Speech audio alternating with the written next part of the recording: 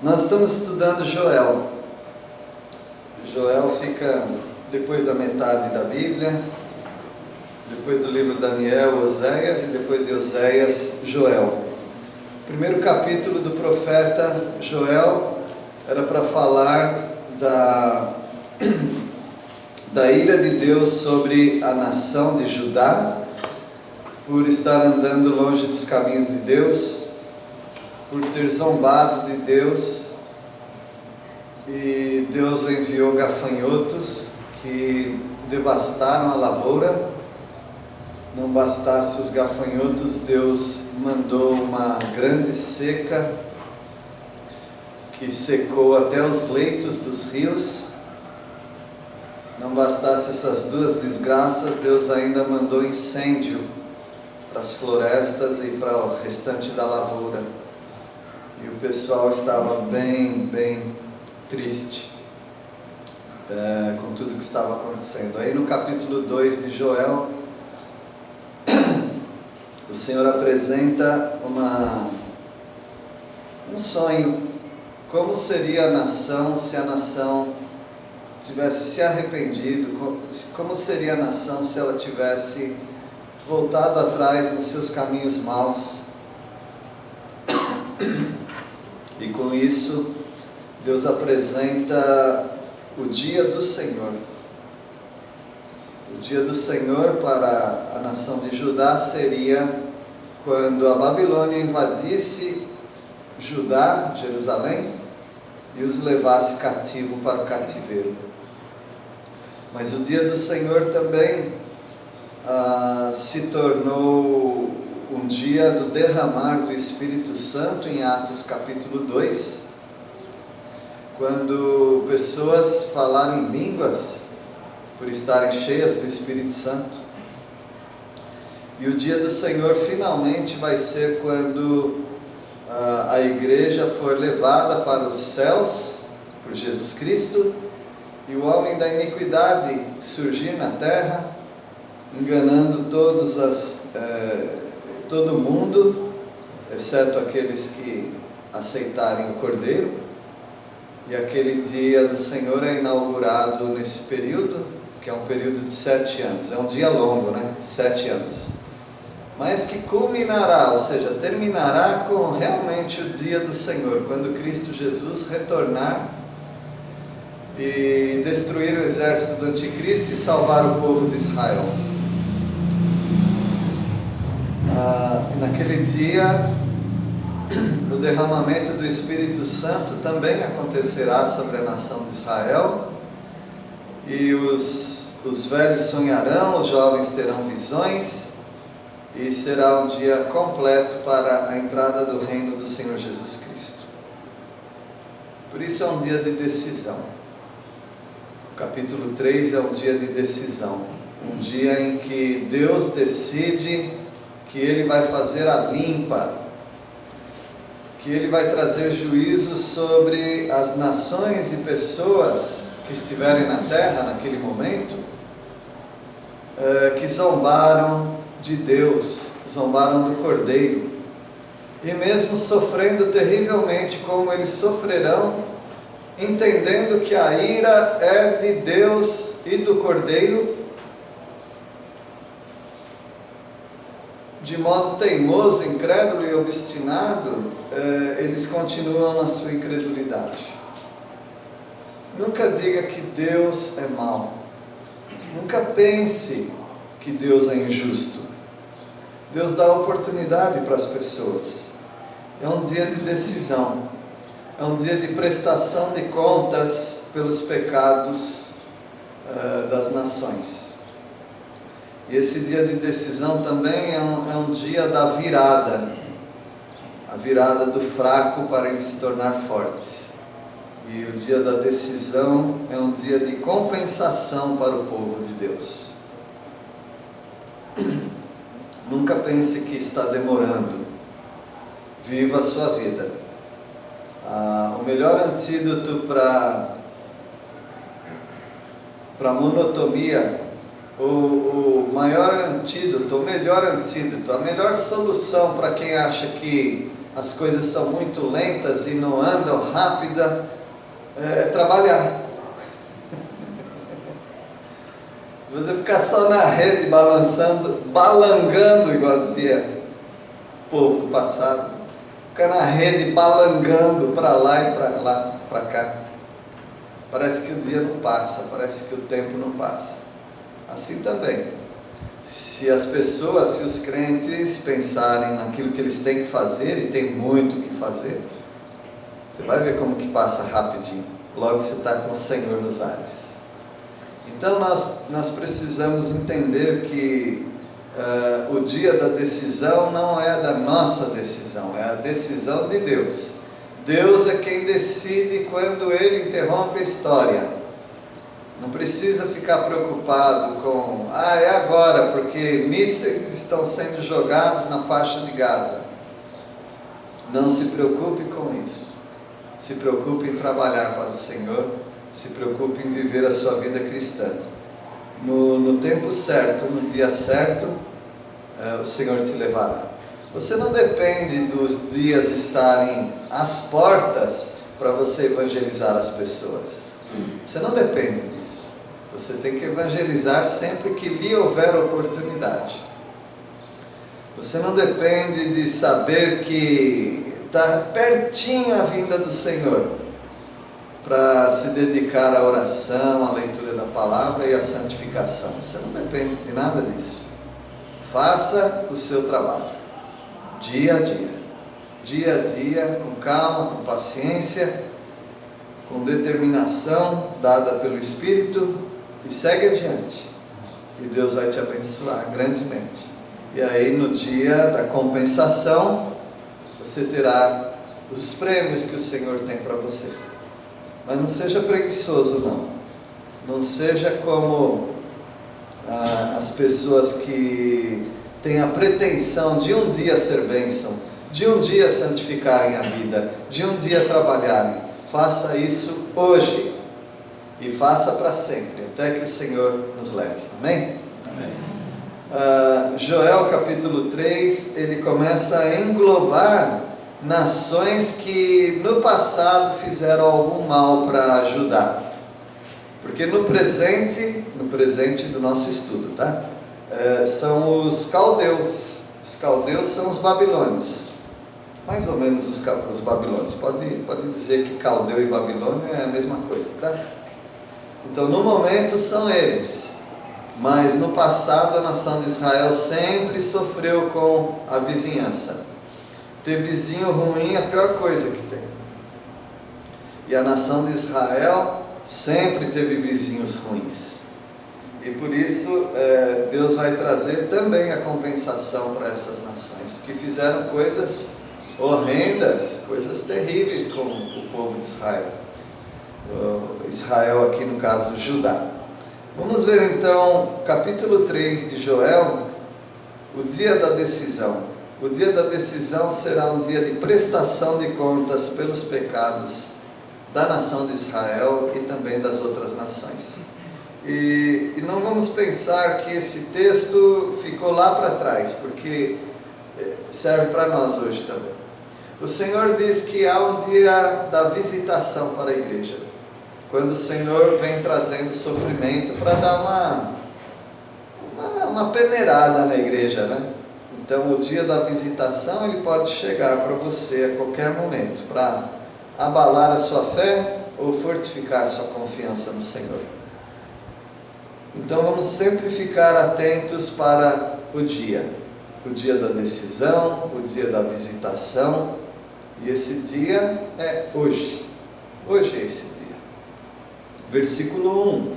Alguém pode ler, por favor?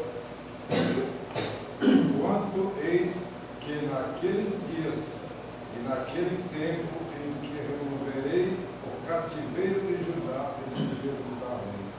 Vai ter um dia que Deus vai mudar a sorte de Jerusalém, a sorte de Judá. Ou seja, Deus vai mudar a situação de tristeza. Eles já passaram por dificuldades, muitas dificuldades. Gafanhoto, seca, incêndio, invasão dos inimigos, engano dos sacerdotes, opressão dos juízes. Então eles sempre estiveram numa pior.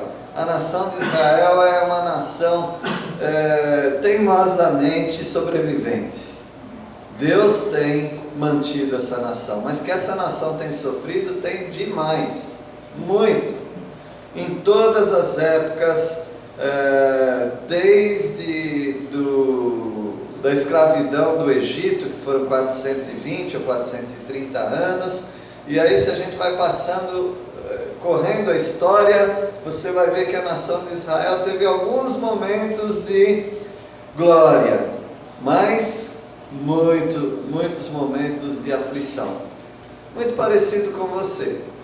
Sua vida é um pouquinho de alegria e um monte de aflição.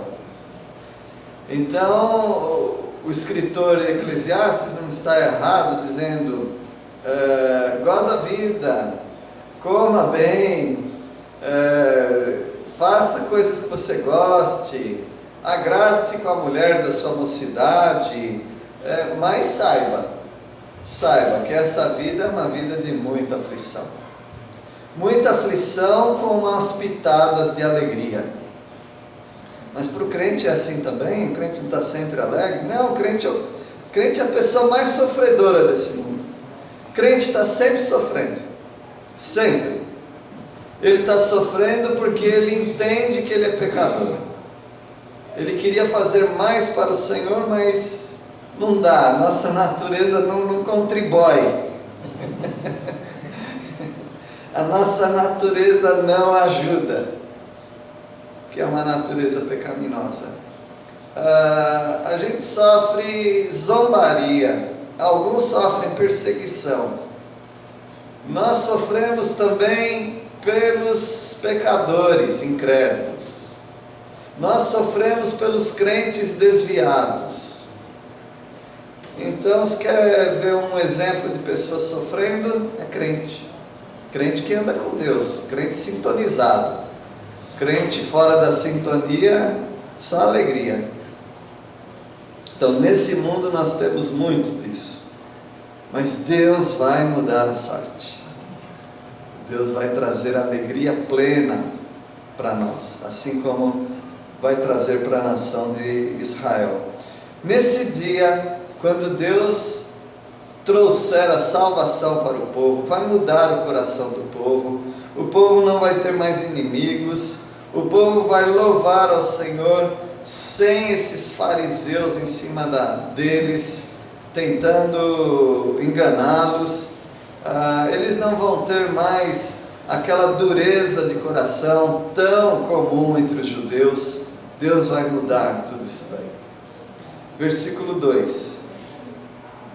Congregarei todas as nações e as farei descer ao barco de Josafá, e ali entrarei em juízo contra elas, por causa do meu povo e da minha herança, Israel, a quem elas espalharam por entre os povos, repartindo a minha terra entre si. Isso aqui é o que Deus vai fazer com a nação de Israel. É muito triste quando eu vejo amigos de ministério, porque se é um pregador da palavra, é meu amigo de ministério. Quando eles falam que Deus não tem mais nada para Israel, que Israel acabou. Que tristeza que dá, porque ele vai ter que mudar todos esses versículos e dar um outro significado para esses versículos. Deus nunca mentiu, Deus nunca deixou de cumprir alguma promessa. Algumas promessas estão pendentes, mas não quer dizer que ele deixou de cumpri-las. É que vai ter um tempo para isso. E algumas promessas ainda não foram cumpridas e precisam ser cumpridas, senão Deus mentiu.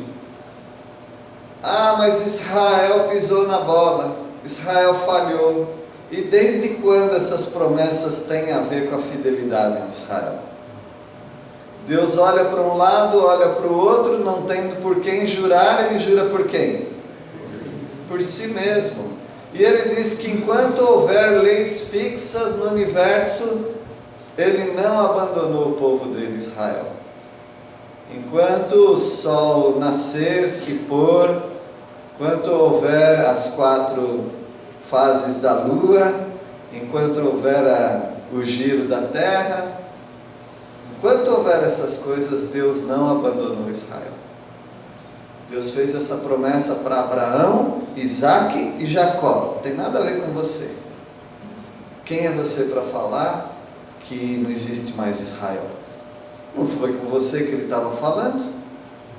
Ele estava falando com Abraão, Isaque e Jacó. Olha as estrelas do céu, olha a areia das praias. Assim Deus vai encher o mundo do seu povo. E Deus tem um plano para o seu povo. O plano teve um início, o meio é só sofrimento e o final é só alegria. Mas Deus tem um plano.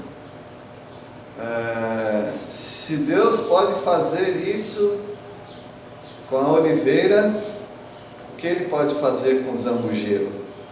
O zambujeiro é a oliveira brava, oliveira que não dá azeitona. Nós somos zambujeiro. Nós fomos enxertados. Então nós não temos direito de falar do plano de Deus. Nós somos os ramos de uma árvore que já tinha raiz muito antes de existirmos.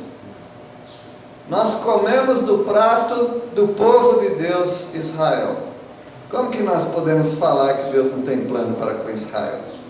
Não sejamos orgulhosos desse jeito. Deus tem um plano. E esse plano ainda não aconteceu. Por isso, Ele vai congregar todas as nações que estiverem aqui no momento, na terra, né? Ele vai congregar e vai descer até o vale de Josafá, ou também conhecido como Vale de Megido, que traduzido é Armagedon. Deus vai trazer as nações ali para uma carnificina. Deus vai matar as nações que merecem o julgamento do Senhor, com sangue salpicando até o queixo dos cavalos, num rastro de 300 quilômetros, formando ali uma grande batalha. Esse sempre foi um lugar de batalha, é um vale entre Jerusalém e a faixa de Gaza, tem aquele vale e ele se estende também por 280 quilômetros mais ou menos. E ali sempre foi um palco de batalhas. E essa vai ser, não a última, mas a penúltima batalha mundial, quando Deus vai trazer o juízo sobre as nações. Por que Deus vai fazer isso? Por causa do povo dele. O povo dele não é a igreja, tá bom? A igreja está sempre bem guardadinha. A igreja é muito mimada, porque a igreja está sempre guardada pelo Senhor, e quando vier esse período de muita tribulação no mundo, Deus leva a igreja. Deus reúne a igreja, Deus completa a noiva, e o filho dele se casa com a noiva, porque ainda a gente não é casado com Jesus, mas nós seremos casados com Jesus e viveremos para sempre juntos, unidos. Mas paralelamente a isso, Deus tem um plano com a nação de Israel, e essa nação vai ser juntada, é o povo de Deus, é a herança do Senhor, é Israel. E essas nações fizeram o que com Israel? Espalharam Israel para o mundo inteiro. O mundo todo tem judeu. Até aquele que não sabe que é judeu, pode ser judeu.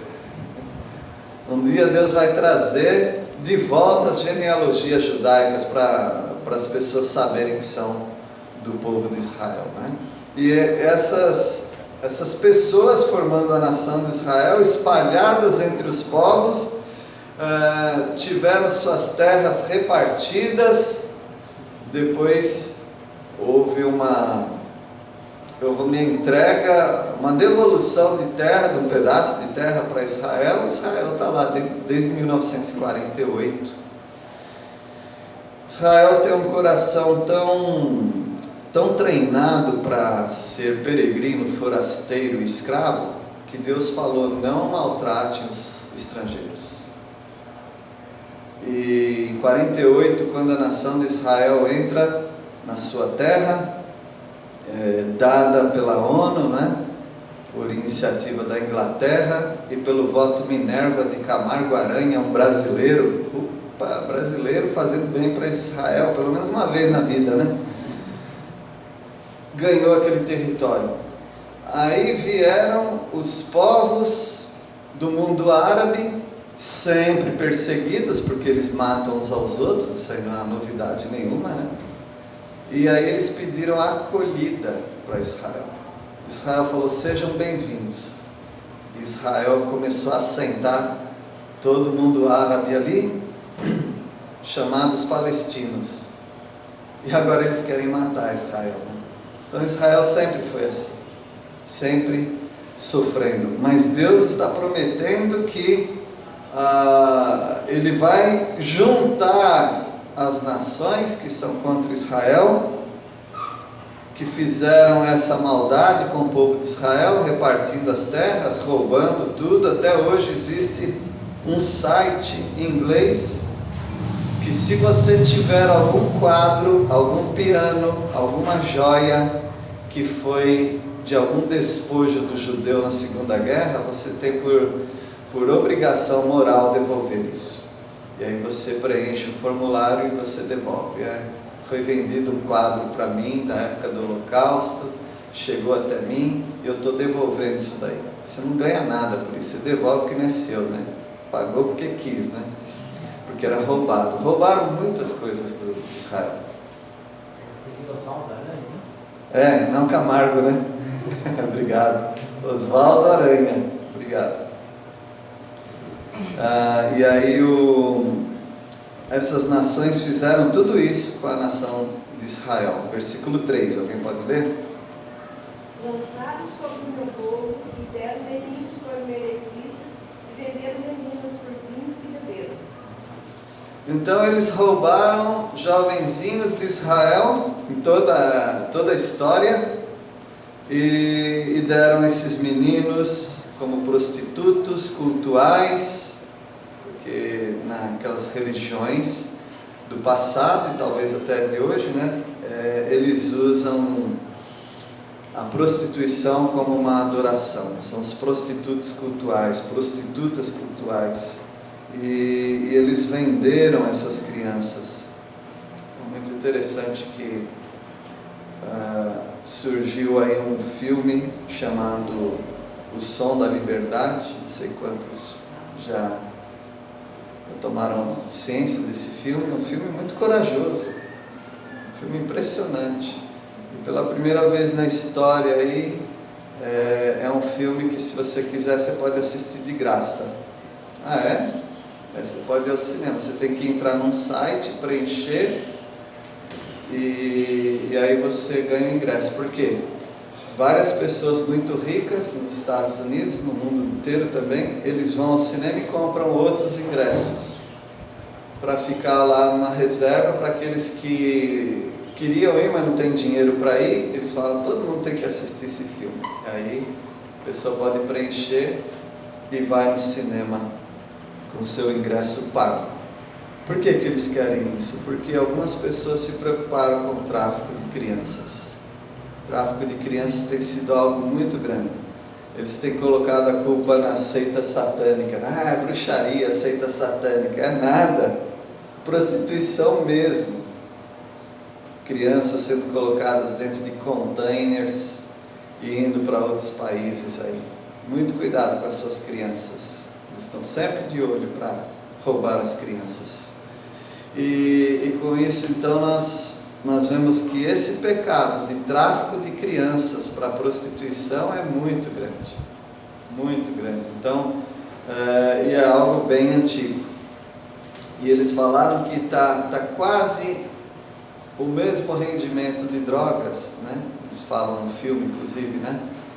Que drogas, você vende a droga para o usuário, ele consome e pronto, vai ter que comprar outra. Uma criança pode servir várias vezes por 10, 15 anos, usando todos os dias algumas vezes. É muito rentável, né, para eles. E esse é um pecado que vem assolando o mundo sempre, mas sempre no silêncio, na surdina, sem as pessoas falarem. Mas Deus, Ele fala. Deus fala, estão raptando pessoas. Esse é um dos pecados também falado no Novo Testamento. Raptores de homens, pessoas que roubam os outros para serem escravos. Escravos do trabalho, escravos sexuais. E com a nação de Israel não foi diferente. E como está sendo agora, por exemplo, que vocês estão acompanhando aí. Deus tem uma ira, meus irmãos. Deus tem uma fúria contra a maldade. A gente pensa que tudo está escondido e que nada vai acontecer. Um dia Deus vai trazer à luz todos esses assuntos. Exemplo dessas nações é no norte de Israel, Tiro e Sidom, versículo 4. Alguém pode ler? E também tendes vós comigo, Tiro e Sidom, e todos os templos da Filistia, é tal pago que vos cuidais, pois se me pagais assim, bem depressa farei cair a vossa graça, a vossa carga sobre a vossa cabeça. Hoje não é uma preocupação com essas nações, mas antes houve essa preocupação e Deus se vingou dessas nações, porque eram nações que estavam fazendo isso, raptando as crianças, os jovens judeus, para vendê-los. E Deus vai se vingar contra eles. Deus está mostrando isso para nós, para mostrar que Deus não está dormindo. Deus vê as injustiças. O pecador deveria ficar apavorado, porque esse Deus não é um Deus de brincadeira. Versículo 5. Visto que levastes a minha prata e o meu ouro e as minhas joias preciosas, metestes nos vossos templos. Roubaram o povo de Israel. O povo de Israel sempre teve muitas joias, muito ouro, Eles roubavam e jogavam nos templos deles. Paulo também fala que os judeus também fizeram isso. Os judeus também roubavam templos para trazer suas riquezas para o povo de Deus. Então, seja Israel fazendo ou os inimigos de Israel, todos estão errados, todos se desviam. E assim também nós, todas as pessoas precisam de Deus, precisam da salvação. E ele vai no livro de Joel, nas coisas para dar um desfecho no Armagedon, que vai acontecer um dia. Versículo 6. Vocês levaram o povo de Judá e os moradores de Jerusalém para longe das suas terras e os venderam como escravos aos meus. Quando a gente pensa em cativeiro de Israel, a gente pensa em dois grandes. O cativeiro da Assíria, que aconteceu com o povo norte de Israel, e o cativeiro da Babilônia, que aconteceu ao sul. Mas durante toda a história houve mini cativeiros, quando eles roubavam o povo de Israel para vender. E aqui até aparece que é raríssimo na Bíblia aparecer isso, aparece no livro de Daniel, para os gregos. Eles venderam judeus para os gregos. Então tem judeu para o mundo inteiro. E quase sempre a história do judeu no mundo inteiro não é uma questão, eu vou tentar a vida. Judeu não precisa tentar a vida, irmãos. Judeu não precisa tentar a vida. Judeu já é abençoado financeiramente, economicamente, aonde ele pisar. Aonde ele pisar, sempre foi assim. Mas eles saíram da sua terra não porque eles quiseram, para tentar a vida em outro lugar. Porque sempre foram rechaçados, sempre foram roubados, sequestrados, tiveram que fugir. E é por isso que o povo está além dos seus limites. E o versículo 7. Vou tirá-los dos lugares para onde os venderam, e sobre vocês farei recair o que fizeram. Então Deus vai castigar essas nações. Deus vai trazer o juízo contra Tiro, Sidom, Filístia, os caldeus, os assírios, os egípcios. Isso já aconteceu, muitos deles já aconteceu. E modernamente existe também aqueles que são perseguidores de Israel, Deus vai trazer também a justiça sobre eles. E o versículo 8, nós vamos terminar hoje com o versículo 8. Venderei os filhos e as filhas de vocês aos filhos de Judá, e estes os venderão aos sabeus, que são uma nação distante, porque o Senhor o disse. Deus vai fazer isso com essas nações também, vai espalhá-las por vingança pelo que eles fizeram contra Judá. Os sabeus aparecem no livro de Jó. Quem prestar atenção, se lembrar, vai ver que os sabeus, eles invadem também sempre a nação de Israel. É o norte da Arábia, sempre o mundo árabe contra Israel, né? Então, os sabeus são o norte da Arábia. Essas são as prestações de contas, por causa dos atos de luxúria, por causa dos roubos, por causa do tráfico humano. E nós temos exemplos ruins também na nossa sociedade, de roubo, de violência, como na Bíblia, né? Zaqueu era um ladrão, Mateus Levi talvez fosse também um ladrão, e luxúria, né? Muita luxúria. Falando em luxúria, eu estava falando com a minha esposa hoje pela manhã, que é incrível como você vai em casamento, você vai em algumas igrejas, eles ainda insistem em cantar aquela música lá. É chiclete a música, tá? Então eu vou cantar um pedacinho, não vai sair da sua cabeça. Aleluia, aleluia. Lembra? Aleluia. Você jamais deveria cantar essa música. Mas o meio evangélico adora essa música, eles só mudaram a letra. É trazer a luxúria para dentro da igreja. Leonard Cohen, quando escreveu essa música, é um cara falido, né? Mas quando ele escreveu, explodiu de uma tal maneira. Essa música tem muitas versões e toda hora aparece uma versão dessa música, né? Mas falando de luxúria, essa é uma música de luxúria. É a música que o cara está falando para Deus, na pessoa do rei Davi, como foi gostoso aquele momento com a Batseba, de vê-la tomar banho, aí expõe toda a luxúria. E essas coisas entram ou não entram na igreja? Entram. E a gente vai, mas não sei inglês, então está tudo bem. Hoje em dia não existe mais isso. Hoje em dia todo mundo sabe inglês. Coloca a letra lá no Google e fala para traduzir que você já tem a tradução. Então hoje não tem desculpa, né? Procurar saber o que a gente está fazendo. Porque a gente está num mundo que é do maligno. E eles vão nos arrastando para os pensamentos deles. E a gente pode se tornar igual a essas nações. E Deus traz a vingança contra as nações, contra o mal, contra o pecado.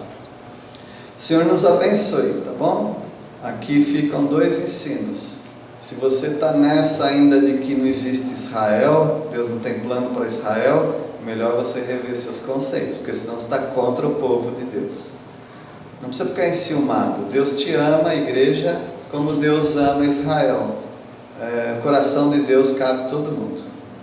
Mas Deus tem um plano com a nação. E a palavra de Deus vai revelando o que vai acontecer. Que Deus abençoe e vamos orar. Nosso Deus, agradecemos pela Tua palavra, mostrando que o dia da decisão vai ser um dia em que o Senhor vai decidir se vingar das nações e dos pecadores aqui na terra. Sabemos também que por toda a eternidade a Tua vingança estará ali no lago de fogo. Ó Deus, enquanto isso, ajuda-nos a resgatar alguns para a Tua glória, para a salvação e também para nós fazermos aquilo para o que fomos chamados, sermos luz e sal nesse mundo. Em nome de Jesus que nós oramos. Amém. Amém.